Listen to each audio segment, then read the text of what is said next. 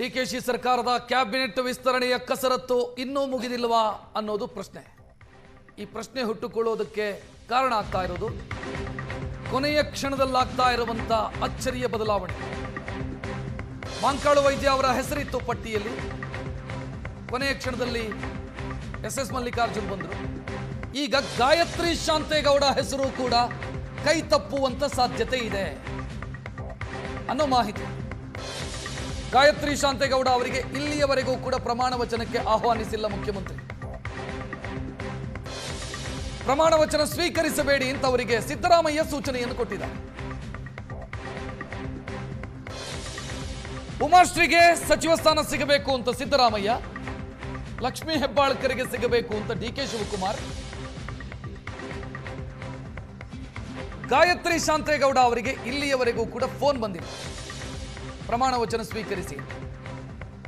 ಕಾಂಗ್ರೆಸ್ನಲ್ಲಿ 6 ಮಂದಿ ಮಹಿಳಾ ಶಾಸಕಿಯರಿದ್ದಾರೆ, ಲತಾ ಮಲ್ಲಿಕಾರ್ಜುನ್ ಸೇರಿ. ಆದರೆ ಅವಕಾಶ ಸಿಕ್ಕಿದ್ದು ಮಹಿಳಾ ಕೋಟದಲ್ಲಿ ಗಾಯತ್ರಿ ಶಾಂತೇಗೌಡರಿಗೆ. ಈಗ ಅವರಿಗೆ ಕೊಟ್ಟಿರುವಂತ ಅವಕಾಶದ ವಿಚಾರದಲ್ಲೇ ಭಿನ್ನಾಭಿಪ್ರಾಯಗಳು ಸೃಷ್ಟಿಯಾಗಿರುವುದು. ಸಿದ್ದರಾಮಯ್ಯ ಉಮಾಶ್ರೀ ಅವರಾಗಬೇಕು ಅಂತ, ಡಿಕೆ ಶಿವಕುಮಾರ್ ಲಕ್ಷ್ಮೀ ಹೆಬ್ಬಾಳ್ಕರ್ ಆಗಬೇಕು ಅಂತ.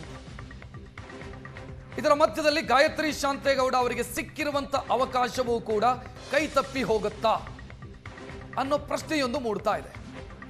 ಮಾಂಕಾಳು ವೈದ್ಯ ಅವರಿಗೆ ಆದ ರೀತಿಯಲ್ಲೇ ಗಾಯತ್ರಿ ಶಾಂತೇಗೌಡರಿಗೂ ಆಗುತ್ತಾ? ಆ ಜಾಗಕ್ಕೆ ಬೇರೆ ಯಾರಾದರೂ ಬರ್ತಾರಾ? ಅದೇ ಕಾರಣಕ್ಕಾಗಿ ಅವರಿಗೆ ಇನ್ನೂ ಬನ್ನಿ ಪ್ರಮಾಣ ವಚನಕ್ಕೆ ಅನ್ನುವಂಥ ಆಹ್ವಾನ ಕೊಟ್ಟಿಲ್ವಾ ಅಂತ. ಈ ಮಧ್ಯೆ ಮತ್ತೊಂದು ಅಪ್ಡೇಟ್ ಬರ್ತಾ ಇದೆ. ಬ್ಯಾಡಗಿ MLA ಬಸವರಾಜ್ ಶಿವಣ್ಣನವರಿಗೆ ಸಚಿವ ಸ್ಥಾನ ಕೊಡಿಸೋ ಭರವಸೆ ಕೊಟ್ಟಿದ್ರಂತೆ ಸಿದ್ದರಾಮಯ್ಯ. ಹೈಕಮಾಂಡ್ ನಾಯಕರಿಗೆ ಬಸವರಾಜ್ ಶಿವಣ್ಣನವರ ಹೆಸರನ್ನ ಕೊಟ್ಟಿದ್ರು ಸಿದ್ದರಾಮಯ್ಯ.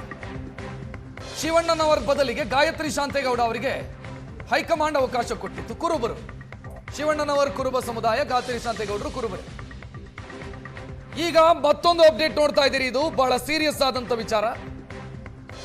ಗಾಯತ್ರಿ ಶಾಂತೇಗೌಡರಿಗೆ ಅವಕಾಶವನ್ನ ಕೊಟ್ರೆ ಅಥವಾ ನಿರ್ಧಾರವನ್ನ ಬದಲಿಸದೇ ಇದ್ದರೆ ಮಗನಿಂದ ರಾಜೀನಾಮೆ ಕೊಡಿಸ್ತೀನಿ ಅಂತ ಸಿದ್ದರಾಮಯ್ಯ ಎಚ್ಚರಿಕೆ ಕೊಟ್ಟಿದ್ದಾರೆ.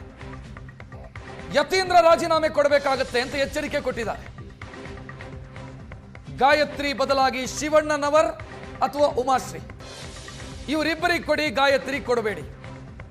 ಒಂದು ವೇಳೆ ಗಾಯತ್ರಿ ಕೊಡುವಂತ ನಿರ್ಧಾರವನ್ನ ಹೈಕಮಾಂಡ್ ತೆಗೆದುಕೊಂಡ್ರೆ ನಾನು ನನ್ನ ಪುತ್ರನಿಂದ ರಾಜೀನಾಮೆ ಕೊಡಿಸ್ತೀನಿ ಅಂತ ಸಿದ್ದರಾಮಯ್ಯ ಎಚ್ಚರಿಕೆ ಕೊಟ್ಟಿದ್ದಾರೆ. ತುಂಬಾ ಸೀರಿಯಸ್ ಟರ್ನ್ ತೆಗೆದುಕೊಳ್ಳುತ್ತಾ ಇದೆ ಈ ವಿಚಾರ. ಗಾಯತ್ರಿ ಶಾಂತೇಗೌಡರು ಇನ್ನೂ ಕೂಡ ವಿಧಾನ ಪರಿಷತ್ ಸದಸ್ಯರಾಗಿ ಪ್ರಮಾಣ ವಚನವನ್ನು ಸ್ವೀಕರಿಸಿಲ್ಲ. ಅವರಿಗೆ ಅಚ್ಚರಿ ಅನ್ನುವಂತೆ ಸಚಿವ ಸ್ಥಾನ ಸಿಕ್ಕಿತ್ತು, ಆ ಪಟ್ಟಿಯಲ್ಲಿ ಹೆಸರಿತ್ತು.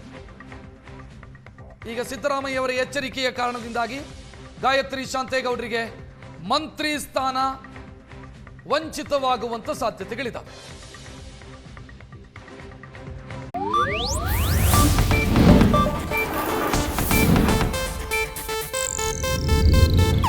ಇದು ಏಷ್ಯಾನೆಟ್ ನ್ಯೂಸ್ ನೆಟ್ವರ್ಕ್ ಪ್ರಸ್ತುತಿ.